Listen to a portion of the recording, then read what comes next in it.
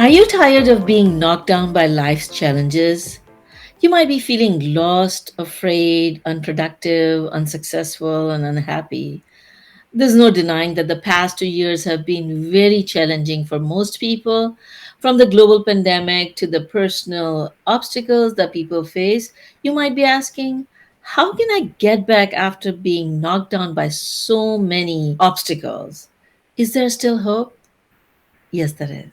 Mhm. Would you like to learn the skills and tools and strategies to help you cultivate resilience and release your brilliance so you can get through the crisis and beyond and thrive? Then you're in the right place. Welcome to Happy and Healthy Mind. My name is Dr. Rosina, and over the last 20 years, I have been serving as medical doctor, specializing in psychiatry, a best-selling author, and a transformative speaker. I believe our mind is the software that runs the hardware of both brain and body. Therefore, I share practical tips for your mental fitness so you can live your best life without burnout and unnecessary suffering. Please consult your healthcare provider for any specific health advice. But if you find this content helpful, then join us in our mission of eradicating preventable sufferings and suicides by liking, subscribing, and sharing so more people can live their best life with health and happiness. And today we have two guests with us. Mary Fran Bontempo and Kristin Smedley are resilient experts, TEDx speakers, best selling authors, media hosts, co founders of Brilliantly Resilient and Pretty Darn Funny. Just ask us. We'll tell Yeah. you. I am excited to interview them today. But as Mhm. a young mother, Kristen found herself raising two blind sons. Mary Fran navigated her son's crushing heroin addiction. With few resources, they were determined to survive and thrive. They found it brilliantly resilient to teach others to come through challenges.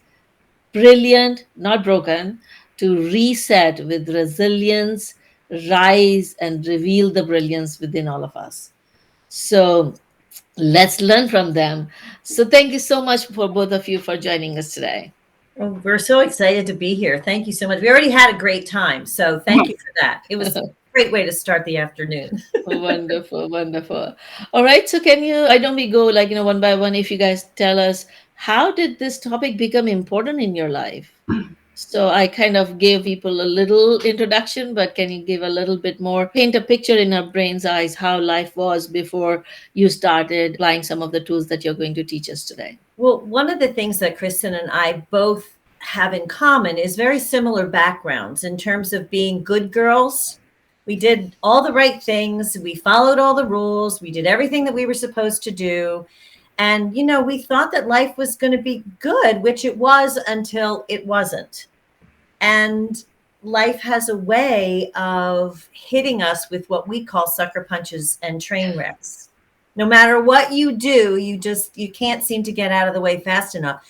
So for me, I mean, I call myself Marsha Brady. I was Marsha Brady when I was growing up. I never did anything wrong. I That's was that Brady bunch. right, exactly. Yeah, that perfect little girl. I wanted to be Marsha Brady, but I was that kind of perfect kid. And when I grew up, I raised my kids in the way that I thought was a good way to raise them. I was the youth minister at our church. I sang at church. I was a substitute teacher at my children's school. I mean, I was a very active parent.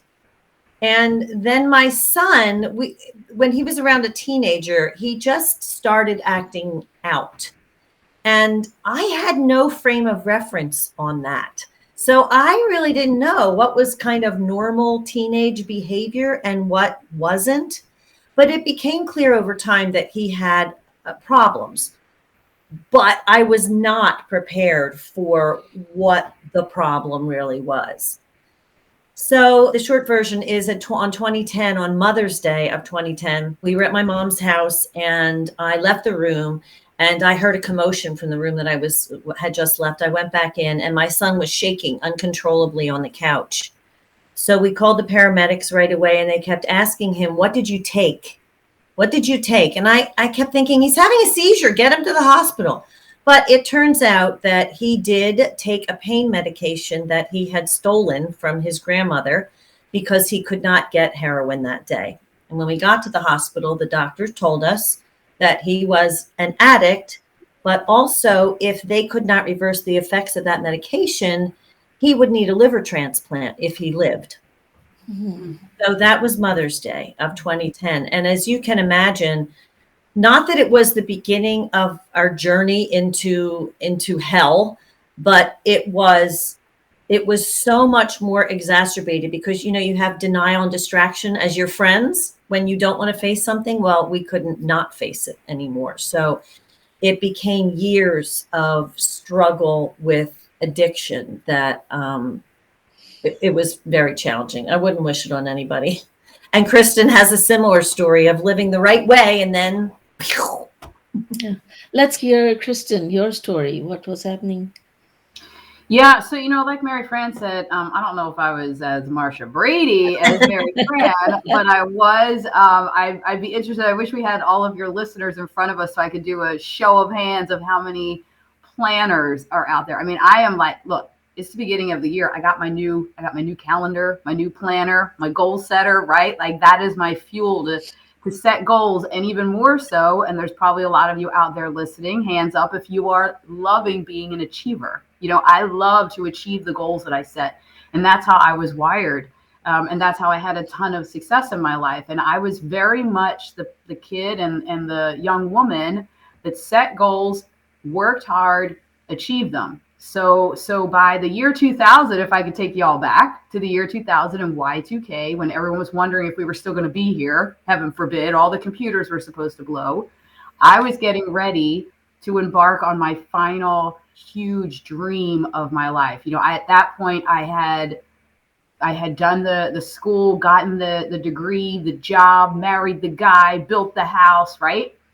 And when it came to Y2K, my dream of becoming a mom was about to happen. And I'm sure that a lot of listeners out there are like me, that if you carried a baby for 9 months, we start out, right? Like in the beginning, you find out you're pregnant, and you're like, I just want a healthy baby. And then if you're like me, as your belly's growing, it's like, oh, and maybe they'll play baseball. And then by like month 8, you're like, maybe they'll be the pitcher for the Phillies, right? Like you're envisioning these massive goals. And then my firstborn son was born, Michael. And I literally, like, I looked at my life. We were talking about gratitude before we even came on the show. And I was the most grateful person on the planet. I had everything I had ever planned for. And then at about 4 months old, a doctor said to me, your son is blind.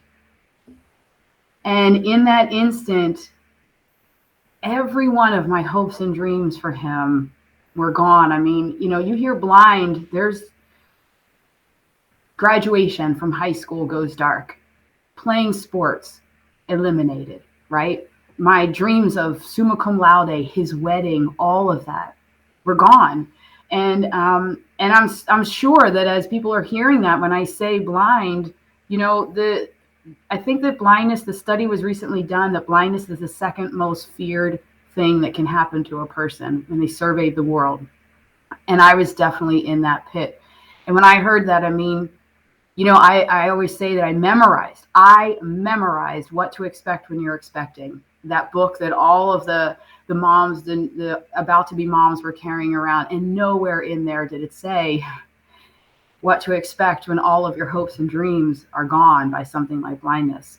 And I crashed to the floor, and I'm not proud of it, but it would take me about 3.5 years to get my head around that and make some steps forward. And it was only because I was pregnant again, and my second son was diagnosed as blind also. I would go on to have a sighted daughter. And I got to tell you this too. You know how they say that, and all of you that have had young babies in your arms will attest to this. They always say that, oh, their vision isn't quite developed yet. And that was me, like in the first couple of weeks, it's like, oh, maybe they're not seeing yet. Oh, and then I had a sighted child, and I was like, oh, this is what it's like to have somebody, because you know what? Carissa wasn't even a couple of days old and knew that my face was the face of her mom, and my boys they've never seen my face. It was completely different. I had to spend several years reevaluating what a mom really is and what being your child's hero and then reverse into being their guide.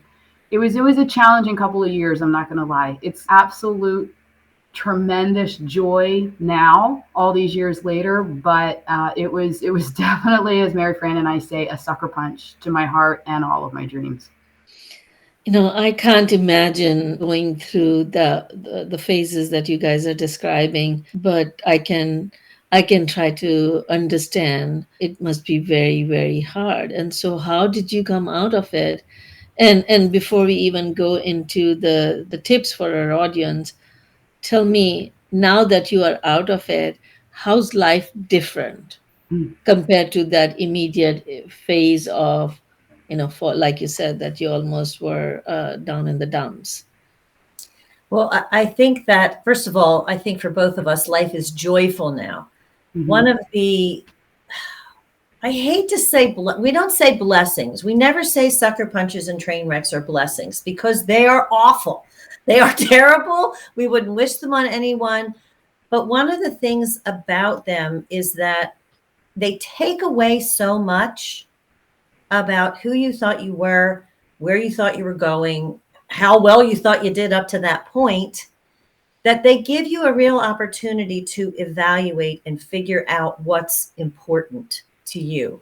And I think that was one of the things that both of us were able to understand and grasp because you have really no other choice. At the beginning, you're just trying to keep the tip. I can't even say your head above water, like the tip of your nose, just so you can breathe above water. But as time goes on and you realize how much you lost, and I think this is I think many of you are, again, as Kristin said, hands up for anybody out there who experienced this in the last few years. We think we've lost so much.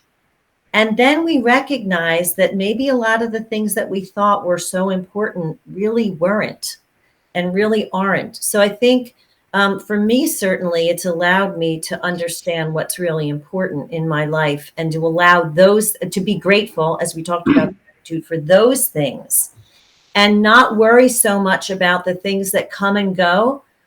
Take them for what they are in the moment, but recognize that as long as those really important things are still there, that's where you can find your joy every day. That's wonderful.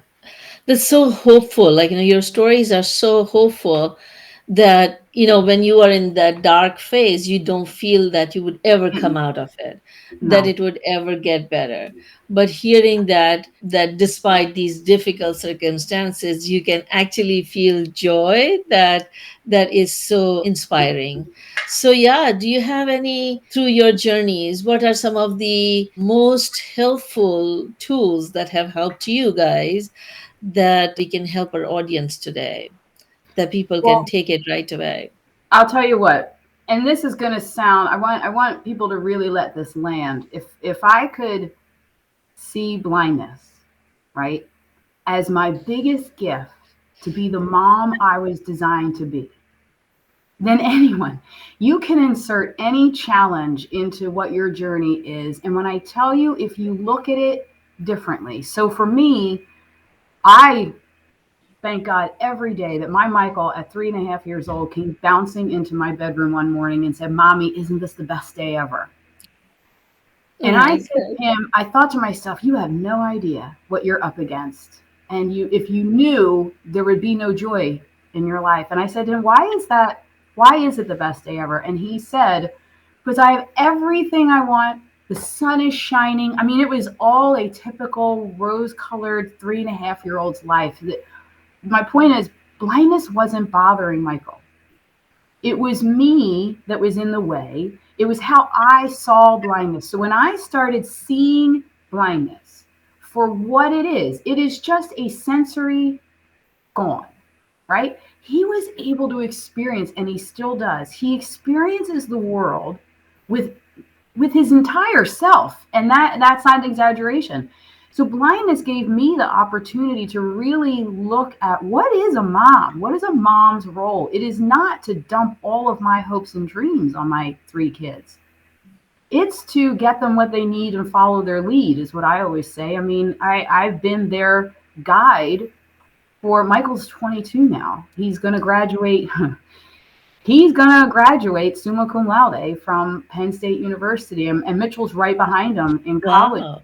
They have accomplished more than anyone ever thought possible. And I can tell you with 100% certainty, and I want the parents out there to really think about this. They were not growing up under the weight of my dreams for them. And I know we do it in full love for our kids. We want the best for them. We want them to go higher than we did, but they cannot soar with a backpack filled with our expectations and dreams. They have to have their own, and it's hard to step aside. And I will say, I look at it as blindness just pushed all that out of the way from me, and I didn't have that barrier anymore. But had I never changed my perception of the challenge in front of us, we would be in the horrific statistics of the blind community right now. So perception is a big thing in how you're looking at your challenge. Yeah, that's actually one of the 3 pieces. When we talk about being brilliantly resilient, the first piece of it is this reset piece that we talk about, and it's resetting with resilience. And Kristin talked about perception. That's one of the pillars of that. And the thing that I was talking about with your value system, where you get to really figure out that first piece of what is your value system? What are those things that you cannot compromise on? That becomes your foundation, and you can let the other things go to the background. And then the other piece so it's values, it's perception, and the other piece that we tell people to focus on, and this is huge, it's control the controllables. Because so much is out of your control. And if it is, you have to understand that that's the time when you either have to find an expert, put up your hand, build your tribe, or you just let it go and see how it unknots itself and focus on controlling the controllables. What can you actually do to be effective in this moment? So I would say 3 pieces that your audience can take away right away is, for the resetting with resilience, check your value system, check your perception, and see what's actually in your control. Yeah, I use this concept of what is in your control versus what is not in your control. I draw a diagram for my patients. I would make a big circle and I'd say, all these things are in your circle of concern. You're concerned about it, it affects your life, but then there's only smaller circle within it that is in your influence. That is something you can do or take steps for. And so I call it I can circle. That is what you can do, or the circle of power. And like you're saying, what is controllable is what is your circle of power, because that's where your power lies. And especially when people focus on all the things that are not in their control, all their energy is sucked away, and then there's no energy left to focus on things that are in your control. And it is very hard when you are going through this phase, acute phase, to feel like if there's anything in your control. So when you guys were going through your phase, did you feel anything was in your control? Like if I would have said this to you at that time, focus on what is in your control, what would you have responded? I think both of us maybe came to the realization that what was in our control was nothing, and therefore we had to go out and find other people. The only thing that we could control was that we both had a skill set. This is where you kind of rely on your skill set. We both are teachers by education, and we both realized we have no idea. So then we realized that we had to build a tribe. So that's when you kind of rely on your skill set and go, okay, well, if I don't know anything, I have to go outside of myself. And if the only thing that's in your control is putting up your hand and asking for help, that's what you do. Yeah. I often say that, although my kids completely disagree with this statement, I say that I'm a recovering control freak. And they're like, are you really recovery? Did you step off that wagon? But I was and I think because of the way that I was brought up and just the way that my mind goes, I took control of my life, right? They say, take responsibility for your life. And it's hard. It's hard for those of us, and I know that a lot of your listeners are high achieving people, that it is very hard to say, that there is something out of my control, which is almost, one of those blessings of blindness, that it was so out of my control that I had to surrender to that. And then, a good friend of ours, it was one of our most popular guests, Dr. Lee Warren.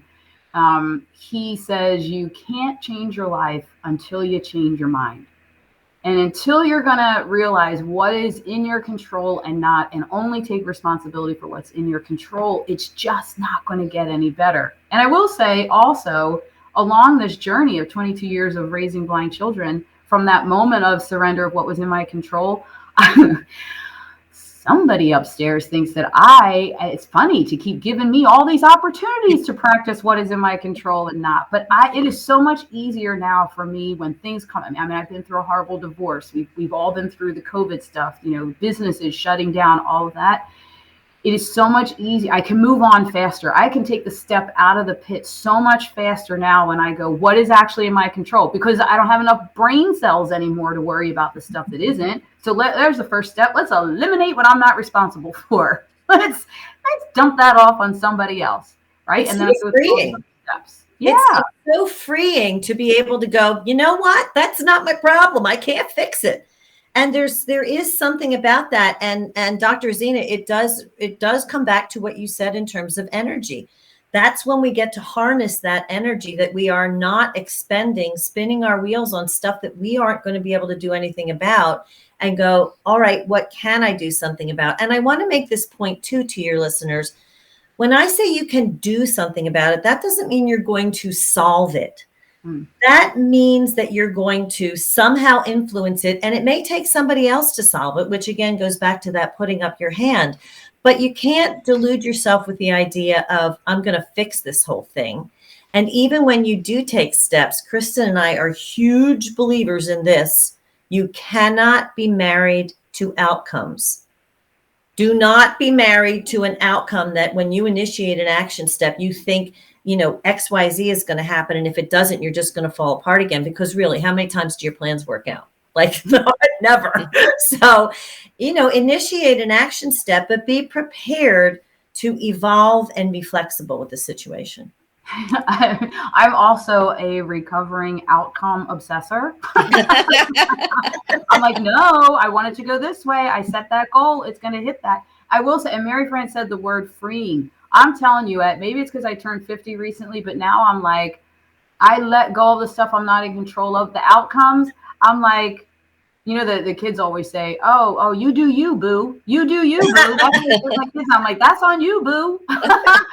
Oh, if you're not going to make it through your freshman year of college because you didn't take the steps necessary, that's on you, boo. I did my job.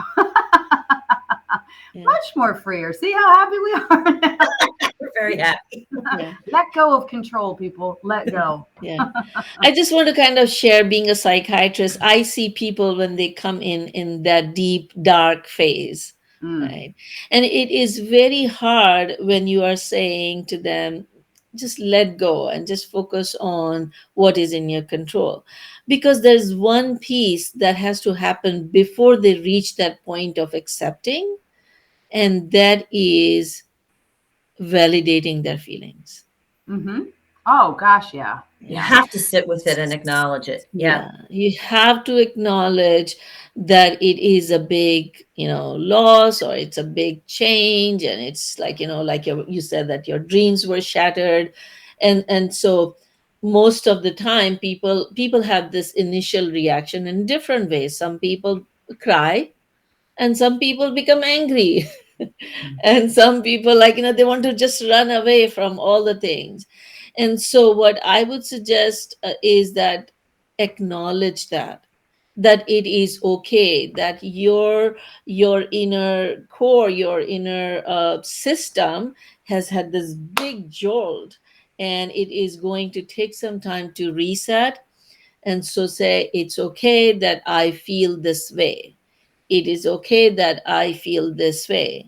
And then once you accept it, and then it say, okay, and say, okay, but this is not comfortable. I would like to change it. Now, what can I do to change it? Then you start focusing on, all right, well, I can't, like in your situation, probably, you say, okay, I can't change the past. I can't change what has already happened, but I can help my kid to be the best within their circumstances, or I can be of support for them to come out of it. Or you were able to reach there once you were able to accept, validate, be kind to yourself. And sometimes those steps are missed, and then people feel like, uh, all these tips that I'm hearing is not going to help. These tips are going to help once you pass that validation stage. So there are different stages that different things work. So when the shock happens, allow yourself, validate. If you need to cry it out, cry it out. If you need to talk it out, talk it out.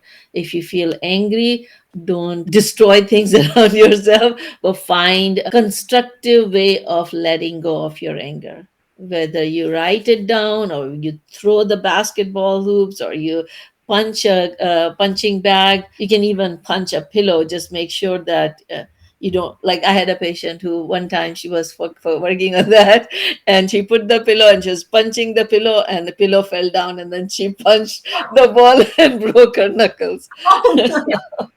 so, Check what's so behind the pillow first and make sure that it's a good enough pillow.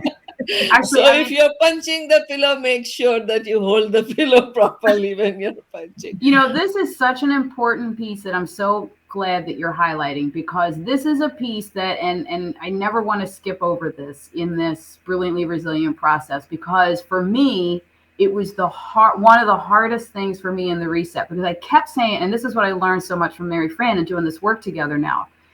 Mary Fran always says, you don't want to live there. You can visit, you can sit and cry, you can visit that. Just don't unpack your bags. So for me, being a perfectionist, I was like, why am I back here again? Something didn't go right. Why am I sulking? I should have moved on from this. I shouldn't be doing this stage anymore. And Mary Fran's like, no, with every single thing that comes at you, if you're going to deny it or distract yourself away, it's going to show up somewhere else. So yeah, sit. So she would say to me, when I was so upset in the beginning of the pandemic, I'd be sitting outside Costco in my Jeep crying, like, I'm afraid to go in, but I'm afraid to not get my kids food. And she's like, you got 15 minutes to cry, and then pick yourself up and be a big girl and get in there and do the mom thing. And that changed everything for me, because I was feeling a lot of guilt that I was sitting in that pit again. And then I thought, now I sit there and I'm like, oh, all right, we're here again. What is it that I'm feeling? What does it mean to me? Is this something that I need to learn about myself? Is it something that I can just move on from? And it actually, I welcome that now. I didn't for a long time. I was trying to push that piece of it off. Yeah. So I would like to do a little special today on the stages of grief, but let's kind of wrap up your piece first, and then I'll go into that, because we are having so much fun. We didn't realize how time is passing by. So let me share with people how they can reach you and learn more about your brilliant work. And it's called brilliantlyresilient.net. If anybody wants to learn more about these tools and techniques, please visit brilliantlyresilient.net. And Mary Fran and Kristin have a gift for us. It's called 3 Tips to Reset Your Mindset. Okay. 3 tips to reset your mindset. And as always, you can get the gift by visiting our website, happyandhealthymind.com, and check into the resources, and you'll find the resources from our guests in that area. And of course, if you would like us to send you the text for reminders for future programs and these resources, please text us the word joyful to the number 38470. And so let's wrap up with, do you guys have any last take home message for our audience? I would just say, again, check your values, perception, controllables, and don't be married to outcomes. Just have to be flexible. Yeah. Wonderful. And also, I want everybody to realize that you are brilliantly resilient.